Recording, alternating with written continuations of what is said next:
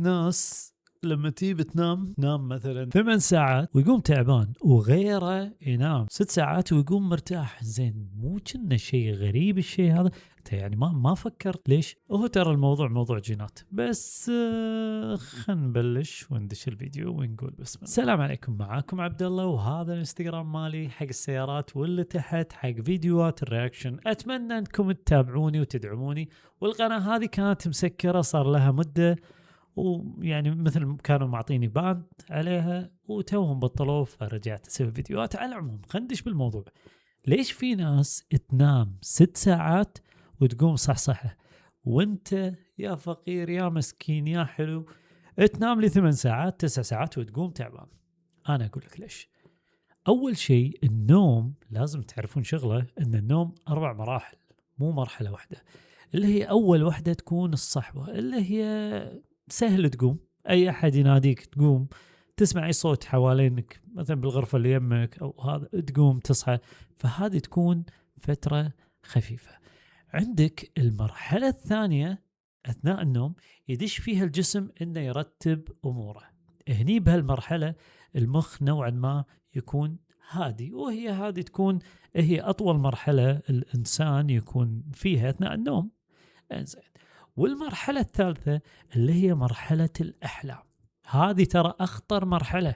ركز، المرحلة الثالثة مخك يشتغل فيها كأنك أنت صاحي، يقعد لما يرتب الأشياء يقعد يبدع ويكتشف أشياء. ووايد من العلماء منهم توماس أديسون يقول لك هو اكتشف اختراعاته بالمرحلة هذه اللي هي مالة الأحلام، وعادة تكون هي تصير باخر النوم. طبعا هو الأربع مراحل هذه تتكرر كذا مرة أثناء النوم. وآخر مرحلة اللي هي أهم مرحلة اللي هي يفرز فيها جسمك جروث هرمون. انزين، المرحلة هذه أنت بعدها ممكن تقوم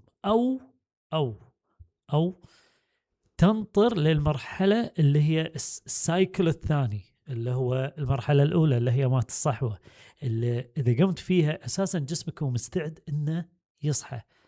فمشكلة وايد من الناس إنهم يصحون بمرحلة الجروث هرمون، وهذه المرحلة جسمك يكون مسوي شت داون على المخ وقاعد يشتغل، خذ خلاص الأوامر بعد الأحلام حق الجسم إنه يبتدي يصلح ويسوي ويحط. فيكون له تنشن كله على جسمك، على عضلاتك، على الخلايا التعبانة عندك، على أي شيء إنه يصلحها جسمك. مشكلة وايد من الناس انهم يصحون بالوقت هذا. انت لما تصحى بالوقت هذا تدري ايش راح يصير فيك؟ راح تقوم مسطل لمدة ساعة لساعة ونص، تحس ان النظر مالك شي مثل ضبابية مزغللة، ما تشوف عدل، ما تركز، ما تقول اوه انا نمت وايد. لا، انت ما نمت وايد، انت قمت بالوقت الخطأ. عشان كذي في وايد من الناس يكون يرتب المنبه ماله بالوقت اللي هو يكون فيه الصحوة. اوكي، اللي هو مثلا انت تنام 8 ساعات، الساعة 8 بالضبط انت تقوم، 8:30 لا انت دخلت على المرحلة الثانية اللي هو جسمك يرتب الاشياء. المرحلة الثالثة الاحلام، الرابعة مات الجروث هرمون. انزين، شلون تصلح كل هالاشياء؟ في اشياء ترى بسيطة. اولها انك انت قبل النوم تبتعد عن التليفون. اذا ابتعدت عن التليفون، هي الاضاءة الزرقاء اللي بالتليفون حتى لما تحولها ترى صفرة يظل فيها هي نسبة من اللون الازرق. في ناس تستخدم هذه، زين، يعني تلبسها قبل النوم نص ساعة شيء. معظم اللاعبين تلقاهم يلبسون هذه، مو هذا موضوعنا. فانت اذا جسمك تعرض حق الاضاءة الزرقاء ايش يصير فيه؟ الميلاتونين يبتدي ما يفرز بجسمك، يعني ينطر للحين. قاعد يقول لك لا هذا قاعد للحين، هذا فيه نور. جسم الإنسان ترى داخل غبي وما يستوعب، مو نفس المخ، هو منفصل. يعني في غدة صماء، غدة الصماء ما تفهم، هذه ما تستوعب، هي اوتوماتيكلي تشوف شيء تقدم شيء، ما تتعلم ولا تتطور ولا ما، خلاص مخها كذي هي واقف الغدة الصماء. فأنت لازم تبتعد عن التليفون فترة معينة. غير عن كذي تبتعد عن الأفكار اللي ممكن تخليك تكون حزين، لأن هذه راح ترجع عليك بالأحلام. الشغلة الأهم من كل هذا درجة حرارة المكان لازم ما تكون باردة حيل ولا حارة حيل. يعني هو في أرقام معينة، بس أنا اكتشفت أن الأرقام هذه تختلف من شخص لشخص. فأنت الحرارة بالضبط اللي أنت بالنسبة لك تحسها لا هي باردة حيل ولا هي حارة حيل، حطها. تحب البرودة وايد، سوى باردة. تحب الحرارة وايد، خلها حرارة. سوي اللي أنت يعجبك. هذه وايد تأثر. هذه الشغلة الثانية. الشغلة الثالثة واللي هي أهم، أنك ما تكون مسوي نشاط رياضي قبل النوم على طول. يعني مو قبلها بساعتين، لا قبلها على طول. مثلا أطلع أركض هرولة وكذي، وهذا أرجع خلاص قط مثلا تيشيرتي وهذا كذي، دش الفراش بنام. ما ينفع، لأن جسمك يكون بحالتين مختلفين. يعني يا ركود تام يا نشاط حاد. فأنت من هني لهني صار في مسافة طويلة، فأنت راح تطول لمرحلة الدخول بالنوم. فعشان كذي سو فترة معينة بين الرياضة أو النشاط البدني القوي والنوم. هذه أساسيات. آخر واحدة وهي أهم واحدة أنا أشوفها شخصيا، يعني هذه تخليك تنام. هذه فعلا تخليك تنام. لا تحاتي شيء.